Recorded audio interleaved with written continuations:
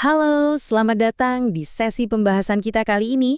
Nah, materi yang akan kita bahas ini sebenarnya adalah bagian dari perkuliahan mitigasi bencana dan adaptasi perubahan iklim, khusus buat rekan-rekan di program studi perencanaan wilayah dan kota Universitas Islam Bandung.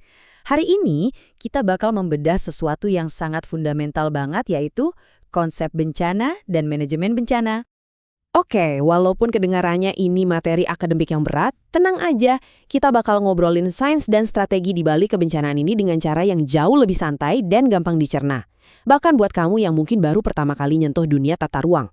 Harapannya nih, setelah sesi ini, cara pandang kita berubah dari yang tadinya cuma ngerasa pasrah kalau ada bencana, jadi lebih proaktif mikirin gimana sih cara kita memprediksi dan memitigasi dampaknya. Biar lebih kebayang, ini dia rute pembahasan kita hari ini. Pertama, kita pahami dulu konsep bencananya. Terus yang kedua, kita masuk ke manajemen resiko bencana. Ketiga, kita lihat gimana posisi bencana ini dalam tata ruang. Dan pastinya, nanti di akhir bakal ada rangkuman singkat supaya materinya makin nempel di kepala. Langsung aja kita mulai ke bagian pertama ya, memahami konsep bencana. Sebelum kita repot-repot merencanakan kota, kita harus tahu dulu dong, apa sih sebenarnya bencana itu? Kalau kita merujuk ke Undang-Undang Nomor 24 Tahun 2007, bencana itu didefinisikan sebagai peristiwa yang mengancam dan mengganggu kehidupan masyarakat, sampai menimbulkan korban jiwa, kerusakan lingkungan, dan kerugian material. Nah, coba garis bawahi kata mengganggu dan kerugian. Ini penting banget. Kenapa? Karena kalau misalnya ada gunung meletus di sebuah pulau kosong yang sama sekali nggak ada manusianya, ya itu cuma fenomena alam biasa, bukan bencana. Bencana itu baru terjadi ketika fenomena alam tadi bertabrakan langsung sama kehidupan kita. Terus, apa sih penyebabnya? Sering banget kita dengar orang bilang ini cuma kemarahan alam. Padahal nggak selalu begitu. Penyebab bencana itu sebenarnya terbagi 3. Ada faktor alam, kayak gempa bumi atau tsunami tadi. Terus ada faktor non-alam, contohnya kegagalan teknologi atau wabah penyakit mematikan. Dan yang terakhir, ini yang paling sering kita lupakan, faktor manusia. Ambil contoh banjir deh. Banjir itu seringkali kejadian bukan murni karena hujan deras doang loh, tapi karena ada alih fungsi lahan atau sistem drainase kota yang amburadul, yang mana itu murni ulah manusia kan? Jadi, bencana itu ibarat titik temu antara dinamika alam dan keputusan tata kelola yang kita buat sendiri. Nah, ini dia poin yang menurut saya paling krusial. Kita harus bisa bedain yang namanya bahaya atau hazard dengan risiko atau risk. Secara saintifik, dua hal ini beda jauh.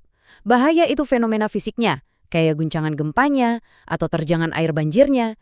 Kita sebagai manusia seringnya nggak bisa mencegah si bahaya ini.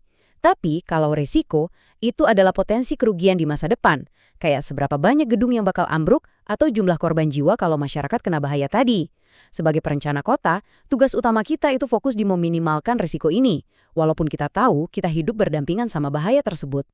Pemahaman tentang bahaya dan risiko tadi otomatis membawa kita ke bagian kedua, manajemen risiko bencana.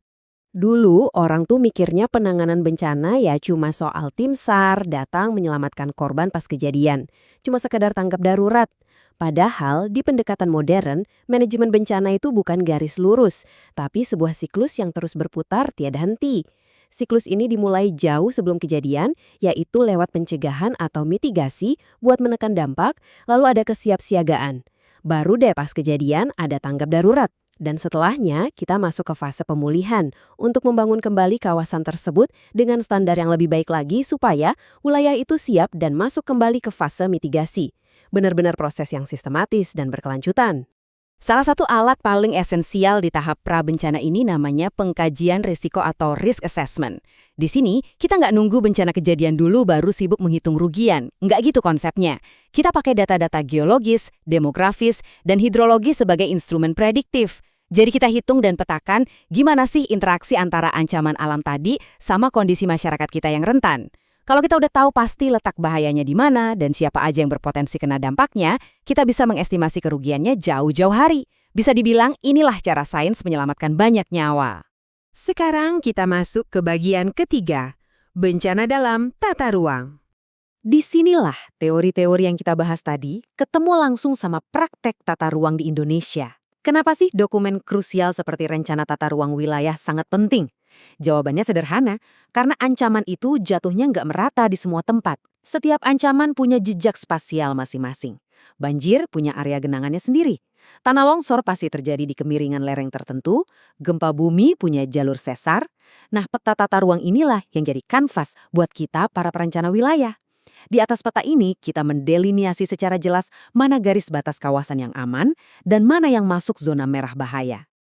Lewat perencanaan tata ruang inilah, mitigasi bencana itu punya wujud fisik yang nyata. Perencana kota menggunakan dokumen tata ruang ini buat bikin peta zonasi bahaya. Dengan peta tersebut, kita bisa bikin aturan pemanfaatan lahan yang super ketat.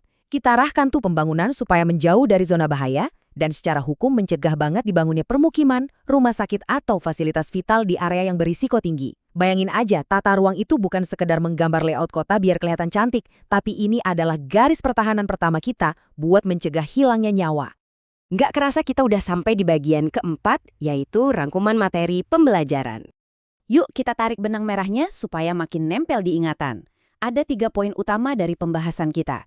Pertama, ingat bencana itu peristiwa disruptif yang kejadian kalau bahaya bertemu dengan kerentanan manusia, baik karena faktor alam maupun ulah kita sendiri.